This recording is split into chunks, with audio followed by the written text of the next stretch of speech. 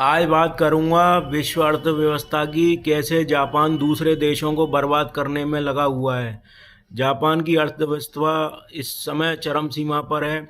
इसके थोड़ी हिस्ट्री बताता हूँ। पिछले 30 साल से 1990 से जापान की अर्थव्यवस्था थम गई थी, तो वहाँ ब्याज दरें शून्य पर आ गई थी। तो ब्याज दरें शून्य पे आ गई तो आपको बैंक एफडी करते हो तो 0 रुपये मिलते थे इंटरेस्ट, बल्कि और कुछ पैसे आपके कट और जाते थे। तो वहाँ लोन जो है 0% इंटरेस्ट पे मिलता था जापान में पिछले 30-32 सालों से। अब क्या हुआ, तो वहाँ ना तो तनख्वाहें बढ़ती थी, ना कंपनियों के मुनाफे बढ़ते थे, ना धंधा बढ़ता था, ना महंगाई बढ़ती थी। तो पूरा अर्थव्यवस्था चौपट पड़ी थी। तो वहाँ जापान में जो फालतू पड़ा हुआ पैसा है वो दूसरे देश और दूसरे उद्योगपति दूसरे देशों के उठा के ले जाते थे और उससे बॉन्ड करा लेते थे अपने। जैसे सपोज भारत में करा लिया, एफडी करा लिया 8% पे, वहाँ से 0% पे ब्याज पे जापान से लोन उठाया और यहाँ एफडी करा ली, या शेयर मार्केट में लगा दिया, या क्रिप्टो मार्केट में लगा दिया, गोल्ड सिल्वर में लगा दिया।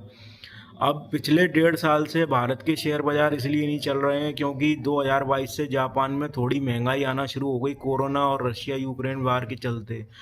तो अब जो है वहाँ जापान से जहाँ जिसने लोन लिया था और उसको डॉलर में कन्वर्ट करके अमेरिका भी ले गया था, इसको बोलते हैं कैरी ट्रेड। तो अब जो है वहाँ 2% अब ब्याज लेते हैं लोन पे जापान में। तो अब जिन्होंने लोन ले रखा था, अब वो डॉलर को कन्वर्ट कर रहे हैं येन में, फिर येन का लोन चुकेंगे जापान को। तो इससे येन मजबूत हो रहा है और डॉलर कमज़ोर हो रहा है कर इंटर करेंसी एक्सचेंज में। तो अब जो है इस ये जो फ्री का पैसा जो शेयर बाज़ार में आता था, क्रिप्टो में आता था, तो ये अब बिल्कुल रफ्तार थम गई है। क्रिप्टो मार्केट क्रैश कर गई है और भारत का शेयर मार्केट पिछले 1.5 साल से चल ही नहीं रहा है बिल्कुल। और FII DI इसलिए तो पैसा निकालने फ्री का जापान का पैसा मिल जाता था उनको।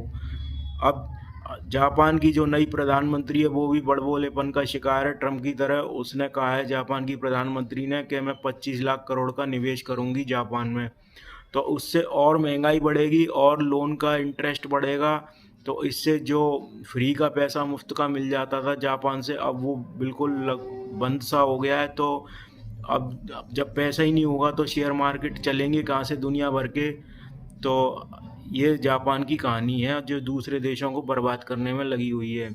तो मेरा video like share comment subscribe कर लो। मैं आपको वर्ल्ड इकोनॉमिक व्यू पॉइंट देता रहूँगा रेगुलरली।